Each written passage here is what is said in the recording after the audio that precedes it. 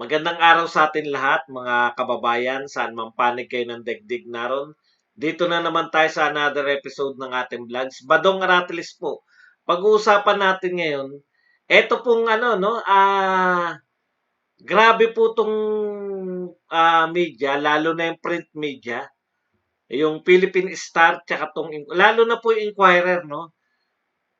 Matindi po. Hindi ko po alam kasi hindi na po ako nakakanood ng TV Patrol at tsaka ng ano ba yung kasabay ng TV Patrol? 24 oras. Hindi ko na po napapanood dahil very busy nga tayo sa paghahanap ng balita. Itong mga print media po natin, yung mga traditional print media, yung pinakamalaki, Inquirer, Philippine Star, grabe, no? Mas marami pa po ang balita nila tungkol kay Leni Robredo kaysa sa totoong bagyo. Na antindi ng antindi po ng pagpo-project nila. Kahit sinubukan ko lang po, binilang ko sa isang bagsakan sa Inquirer.net. Siyempre, hindi na po ako dun sa may dyaryo, no? Yung Inquirer.net, yan po yung binabasa natin. Philstar.com yata yung sa Philippine Star. At lahat ng dyaryo kasi binabasa ko yan bago tayo magano. Tapos sa Twitter, lahat naghanap talaga tayo ng balita. Ang napuna ko talaga ngayon mga kapatid, grabe parang eleksyon na po para kay Leni Robredo. Kung titignan nyo, talagang halos wala na, hindi na siguro natutulog si Leni Robredo pag panonoorin natin, maniniwala tayo dito sa mga dyaryo, no? Talagang sunod-sunod, mayat maya yung mukha ni Leni, iba-ibang itsura, na bukod pa dyan sa mga interview niya kabi-kabila. At kaya yan po yung pamagot natin, no? Si Leni Robredo po pinalalabas ng mga print media na super busy, super busy at sa super sipag at higit sa lahat, super talino. Ang daming issues na tinatalakay ni Lenny na para siyang know it all lahat, no? Very very presidentiable na ang datingan. Kung maniniwala tayo, no, dito sa mga print media. Kaya lang po hindi ko maiiwasan na masuka na sa dami, over information. Bigyan ko po kayo ng halimbawa. Pinindot ko po tong yung pinaka-latest niya.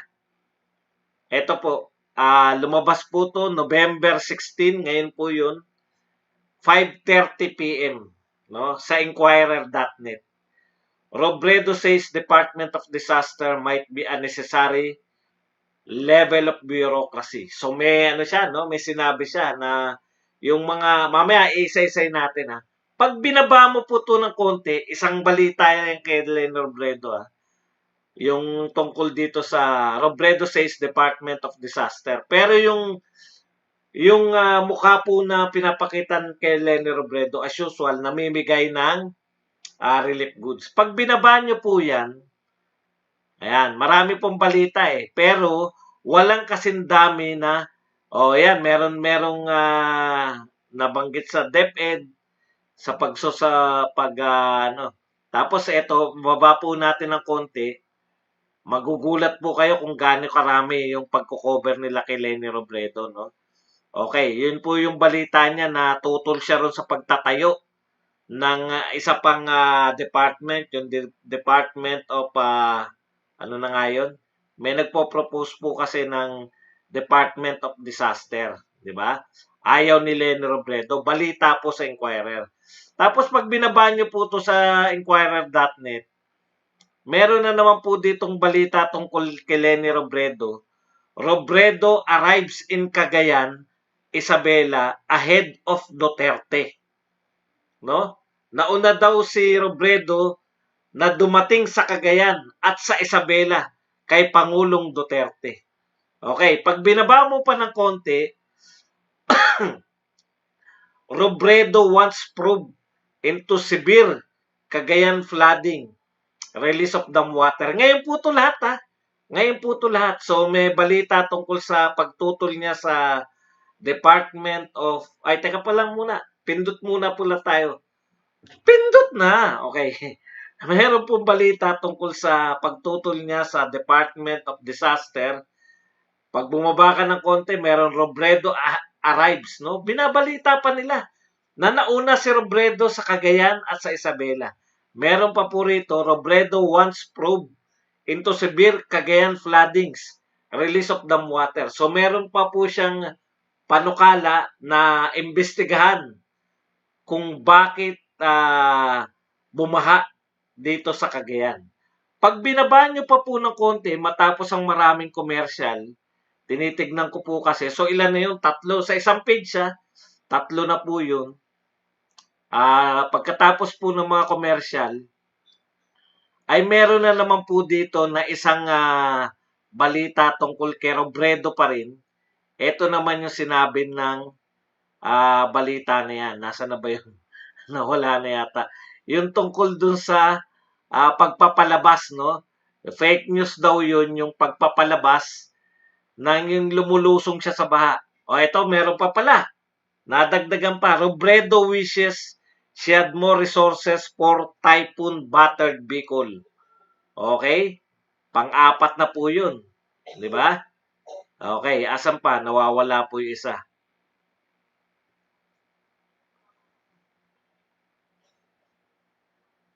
Oh, look! Robredo visits Rolly battered Catanduanes. Albay gives aid. O, yun.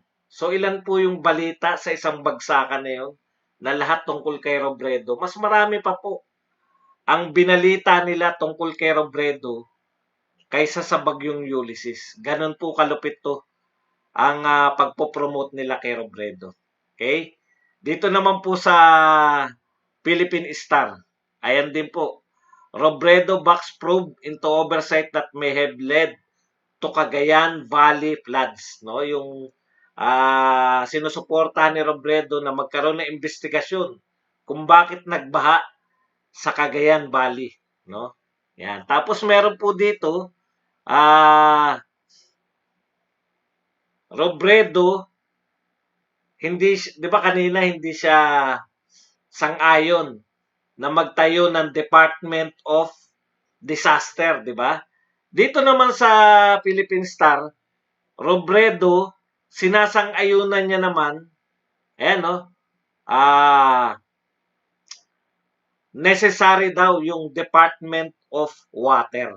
Ang tindi, no? Kinukonsulta pa pala si Robredo sa mga bagay na yan, no? So, sa Inquirer tsaka to sa Philippine Star, okay. So, lahat, bukod pa po sa balita na yung opisina niya, meron pa ako nakita rito, yung opisina niya, yung Office of the Vice President, ay sangkatutak na po yung tinatanggap nilang tulong para sa mga nabagyo. So, eto pong lahat ng ito, binabalita sa loob ng isang araw. Sabay-sabay po, puro Leni Robredo. Iba-iba po ang ginagawa, iba-iba po ang sinasabi, iba-iba po yung pinag-uusapan tungkol kay Leni Robredo. Bukod pa po sa mga post niya sa Twitter, na sa Twitter po matatawa kayo, no? Lahat po ng activity, eto itinawag niya, may nababaha doon sa, may pinaparescue siya ron, tinawag niya kay General ganun, tinawag niya, sunod-sunod po. So, ibig sabihin po siya, ano to? Napaka-busy naman itong taon to, wala nang tulugan. Ha? Kung kukwentahin nyo po, kung maniniwala po kayo sa sinasabi ng media, aba, hindi na po natutulog si Leni Robredo. Naroon pa lang sa Tugigaraw, naroon pa lang sa Bagyong Rolly pa lang mga balita, nasa Bagyong, ang lupit po, no? Tapos, tanungan na siya. Sa bawat pong issue, ay meron po siyang intellectual na pananaw. Siya na po ang tinatanong ngayon. Siya na po ang kuhanan ng impormasyon. Sa ayon nga sa kanyang Twitter, sa mga tauhan ni Leni Robredo, sa kanila na raw, sa Twitter na raw po ni Leni Robredo, hindi na raw po sa NDDRMMC kumukuha ng impormasyon yung mga media. Sa kanya na raw. Siya na ngayon ang pinagmumulan ng lahat ng kaalaman sa buong sang sinakop. Nakakatawa po na na-overwhelm pala ako. Napaka-superwoman po pala, no? Napaka-superwoman po nito ni Leni Robredo sa kasalukuyan. Talagang maya't maya, nasa media po siya. Okay, parang pakiramdam ko may kampanyahan na nagaganap no na may kampanya na po na for presidential no. Maya't-maya po kung saan-saan po natin nakikita to si Leni Robredo. Isa-isahin po natin no. Magbigay po tayo ng reaksyon sa kanyang mga pananaw sa buhay. Okay, eto po muna no. Gaano ka-expert itong si Leni Robredo para magbigay po siya ng mga panukala tungkol sa dam? Eto po kanina na nawala po ako nung kanina pong hapon, nag-live na po ako. Nawala po ako bigla sa ere, hindi ko maintindihan kung bakit ako bigla nawala. Ito po sana yung topic ko pero ngayon ko na lang tinatopic. Ang pinag-uusapan po, isa po sa pinag-usapan nila nito ni Karen Davila. Alam po ninyo si Karen Davila, pag ang kausap po niya ay hindi mga dilawan, binabara niya po, no? Hindi niya lang mabara yung mga magagaling na sila Panelo, etong si General Parlade, nung nag sa kanya, hindi niya kayang barahin. Matatalino po eh.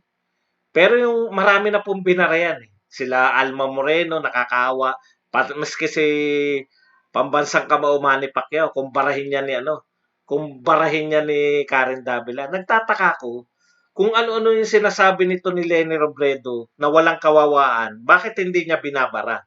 No, kitang-kita mo yung kitang-kita mo yung bias no ng mga tao na to. Okay, tignan muna natin. Ano yung pinag-uusapan nila? Pinag-uusapan nila yung dahilan ng pagbaha. No, nagpapaliwanag si Leni Robredo tungkol dito sa pagbaha sa Cagayan. At isa sa mga sinisisi ni Leni Robredo ay yung hindi napapanahon na pagbubukas ng mga dam. Hindi ko po alam kung kailan po naging dam expert itong si Leni Robredo. May sinasabi pa po siya, no? Pag binasa nyo po at pag narinig nyo po siya magpaliwanag, talagang maririndi kayo, no? Alam nyo po yung nag-e-expertan pero alam nyo pong walang alam. Ang sinasabi niya nung una, may karanasan na po tayo, nag-rolly na. Ano yung sumunod kay Rolly? O PQR. Ano muna yung Q? Ano ba yung bagyong Q? Mahal. Kinta ba? Sunod-sunod yan di ba? Rolly, ano yung PQR? S. Ano yung S? Sino yung S? Ha? Tapos eto si T. Sino yung T? Basta si Rolly malakas, di ba? S. Sino yung S? Sino yung T? Hindi natin matandaan. So, ibig sabihin, sabi ni Leni Robredo, dapat daw natansya na natin dahil dumaan na si Rolly at ibang bagyo, si Quinta, si Rolly, mayroon pang dalawa ST, U, di ba? Ulysses So, dapat daw nalaman na nila kung gaano karami yung mula daw kay Rolly. Hindi ko maintindihan kung paano mo malalaman yun nung dahil nagkaroon si Rolly, dapat daw na-anticipate na yun. No, yung ng dam. At dahil basa na raw yung lupa, hindi na raw kayang sumipsip ng tubig, kaya yun po, yung mga paliwanag na ganoon. At para daw, yung nasobrahan daw. Ang dami pong pinapaliwanag ni Leni Robredo, ganun po yung sinasabi po natin na yung isang tao, pinipilit niyang ipaliwanag yung hindi niya po kayang ipaliwanag. Sino po ba nakakaalam na kung kailan dapat nagbubukas ang dam? Ibig sabihin, yun ang solusyon. Huwag magpakawala yung dam. Madam Leni Robredo, no? Sa iyo pong kaalaman. Kami po, malapit po kami sa dam sa Angat. Panapanahon po, kami po sanay, no? Naliligo po kami sa ilog. Alam po namin may oras, nagpapakawala ang dam. Adjusted na kami, alam na namin yan eh. Pag nagpakawala ang dam, meron pong purpose bakit nagpapakawala ang dam. Pag hindi po nagpakawala ang dam sa tamang oras, wasak po ang dam, mas malaki po ang maaring maging baka permanente na po, hindi lang po pansamantalang baha ang maranasan. Huwag kang magmarunong dahil wala ka talagang alam tungkol sa dam. No? Tapos, dahil hindi mo kayang ipaliwanag, magpapa-imbestiga. Pati Bagyo gusto nyong imbestigahan dahil daw ang tansya niya, siya nakaisip, naisip niya na hindi timely yung paglalabas ng tubig sa dam. Meron pa siyang nasasabi na sunod-sunod na bagyo, hindi pa rin natin napag-aralan yung dami ng tubig.